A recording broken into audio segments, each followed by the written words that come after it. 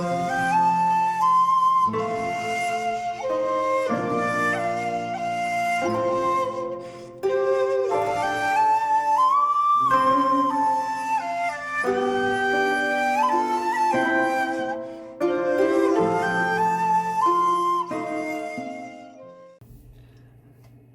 there, this is Solitary from Solitary Films, and welcome to another episode of my Eurekas in a row. Today is a much smaller run than the last episode. This only goes from 203 to 205, but it's an interesting little threesome of films. Again, this is just a tour through my Eureka Masters of Cinema collection. Again, I'm not complete and I won't be complete, otherwise that would be one very long video. So starting spine number 203, from a country that we don't see too much cinema from, even though there is a lot of cinema, and that is Finland. And this is The White Reindeer, and spine number 203. A film by Erik Blomberg, who was a cinematographer. This is his debut. It's only 68 minutes. But it's a long 68 minutes in a good way, not in a bad way. I'm not going to pronounce the actors. I'll leave that for the Bulgarian troglodyte to do. This is black and white and it looks absolutely gorgeous. With a film called The White Reindeer, there's lots of snow and also a white reindeer. This is I suppose under the guise of folk horror. I believe this is in All Our Haunts Are Ours, the Severin box set, volume 2. Could be wrong, but I think that's the case. It's a 4K restoration. It's a Kat Ellinger does a feature-length commentary. Religion, Pleasure and Punishment, the portrayal of witches in Nordic cinema, which is a new and exclusive essay by Amy Simmons. And with The Reindeer, Erik Blomberg's 1947 documentary short about reindeer. There's colour test footage. There's the 1952 USAY Awards ceremony featurette, which I assume is the Finnish equivalent of the Oscars. And this is a Blu-ray DVD combo, and you do get a nice booklet as well that has writings by the always wonderful Alexandra Heller-Nicholas and Philip Kemp. And this is just absolutely wonderful. So it's basically about a woman who's a little bit miffed that her husband is always away out hunting, but then that's the way you kind of survive. The hunting trips are really long. So she goes to a local woman who may be a witch, and gets a potion that she will become irresistible, but there is a downside which I won't get into, and then her husband becomes obsessed with this white reindeer. It's a wonderful film. Again, you're seeing a different culture, which is always good. Beautiful imagery. I did a random review of this a few years ago, if you want to go and check that out. And the thumbnail in that is one of the many absolutely beautiful shots, black and white cinematography, compositionally. You know, the white wastes. It's quite sensational. And again, it's, you could almost watch this in a double bill with Cat People. As far as, you know, female sexuality, and again in the 50s, obviously those sort of things, you had to go through symbolism and metaphor to get those sort of messages through, the way Tournier did with Cat People a decade earlier. So I'd highly recommend White Reindeer. So spine number 204 The next couple are actually by the same director. Very much, as I said in the last video, Billy Wilder gets a few titles in the range, as does Fritz Lang. And this is The Woman in the Window. One of two Robinson Bennett collaborations. They did Scarlet Street as well, which I still need to pick up. This is from 1944. It's 99 minutes long. I think that's the Kino Lorber cover artwork.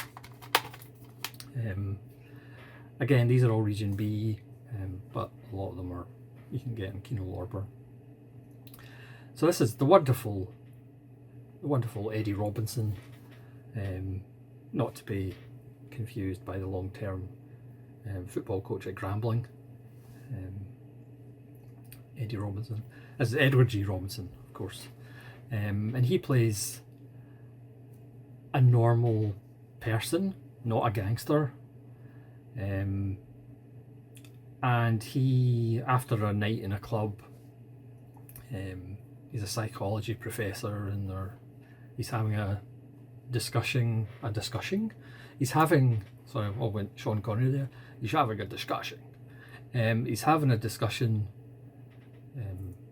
with his friends in their leather seats with the cigars. And he leaves, he's had a little bit to drink, and he sees the woman in the window, Joan Bennett. But she's in trouble, and he does the gentlemanly thing and helps her out, and he gets into a whole mess of trouble. It's a very noir idea, you know, normal person gets into lots of trouble just by trying to do the right thing. It co-stars Raymond Massey and Dan Dury, the legendary Dan Dury, and it's so fantastic. Now, I'm sure some people have seen this. You know, the ending, you might be alright with it, you might not be. But it's such a wonderful little film. Again, Fritz Lang, really economic. And again, once it starts, it doesn't really stop. Again, people say, oh, why do you keep watching films from the 30s and 40s? It's like, because they knew how to do pacing. You know, they didn't have these extravagant budgets that they can just, you know, spend hours. You know, nowadays this would be probably 2 hours long, and it just doesn't need to be. It's economical, but nothing's really left out. There's enough character stuff in here. It's hugely enjoyable. Again, you might like the ending, you might hate the ending, but it's kind of wonderful. And then finally, Spy number 205, another Fritz Lang. This is Cloak and Dagger with Gary Cooper. I mean, I recently said my appreciation for Gary Cooper has kind of increased. You know, I did a Veracruz with terrible audio, and he's really good in that. This one though, it doesn't quite work. He is slightly miscast for me. It's a World War II spy thriller. The one that Lang did after Scarlet Street. And this is from 1946. It's 106 minutes. It's fine. It's good, but I don't know. Gary Cooper, I think, is a little miscast here. Again, this is a Blu-ray DVD combo, which is always nice just to have an extra edition. This has, it's just a 1080, but it looks absolutely fine. A commentary by the wonderful Alexandra Helen Nicholas, so that's an excuse to buy it in itself. There's a brand new video essay by David Cairn, so it always does excellent work. There's a 57-minute Lux Radio Theatre version with Lily Palmer and, wait for it, Ronald Reagan. And there's the radio series, well, there's the radio series of it, which is 660 minutes, which I haven't listened to because that's 11 hours long, and the booklet with an essay by Sam Dane.